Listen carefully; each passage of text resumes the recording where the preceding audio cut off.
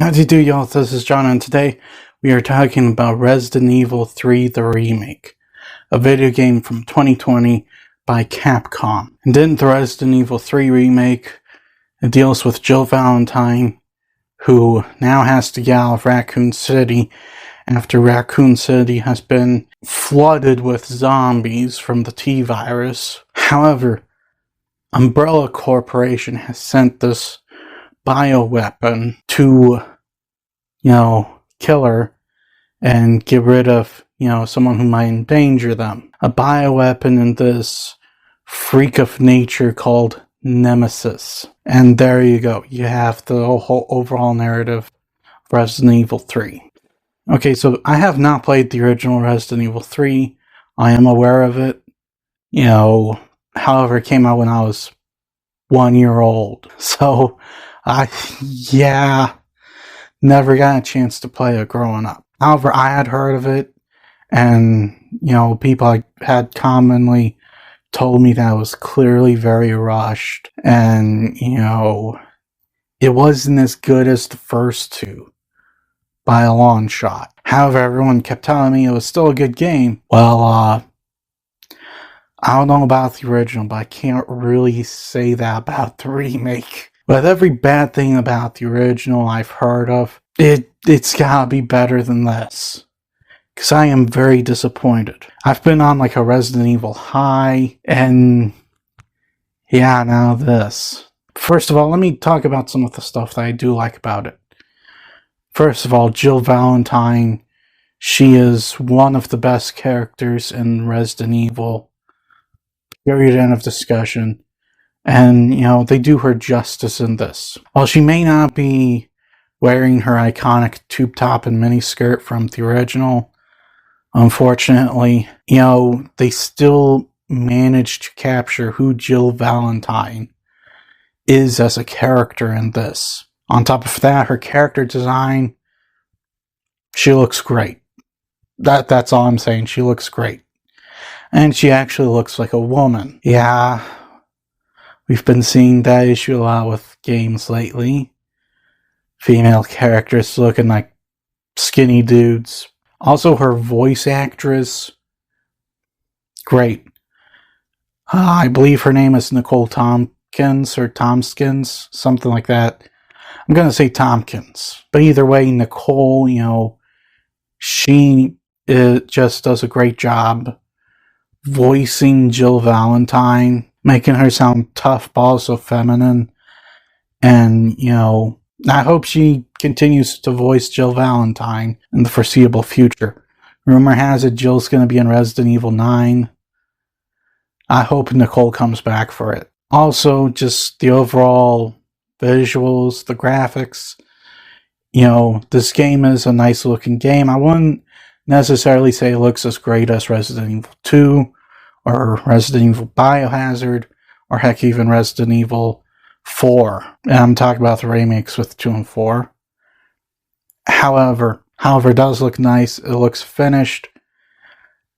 Although I will say the cinematography and the cutscenes is kind of lacking a little bit. It's not bad. However, it's not as strong as the RE2 remakes or anything like that.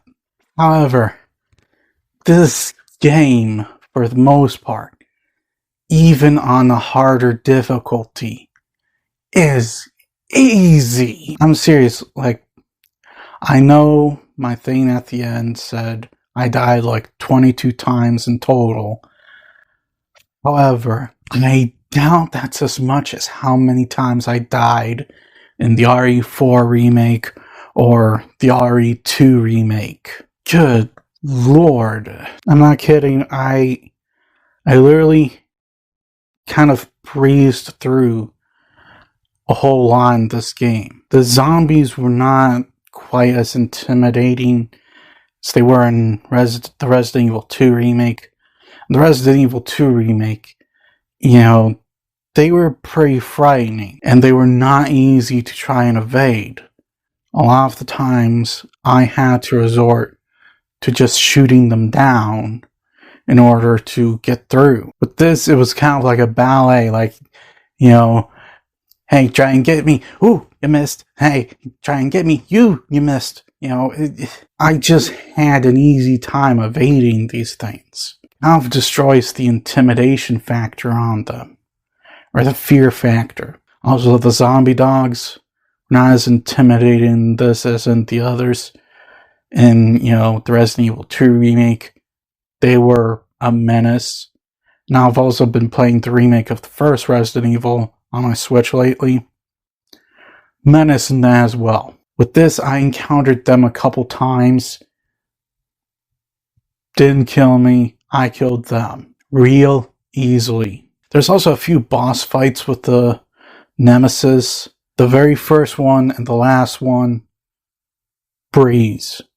The two in the middle, a little difficult. And to be quite honest, I really wish that the end boss fight was a lot like the end boss fight with Mr. X. At the end of Leon's campaign in Resident Evil 2. That was not easy to go through.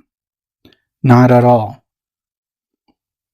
With the end boss fight here, I died a couple times. Then I started thinking, what if I shoot those? Problem solved. Also, this is like when it comes to length, this is the Black Ops Cold War of Resident Evil.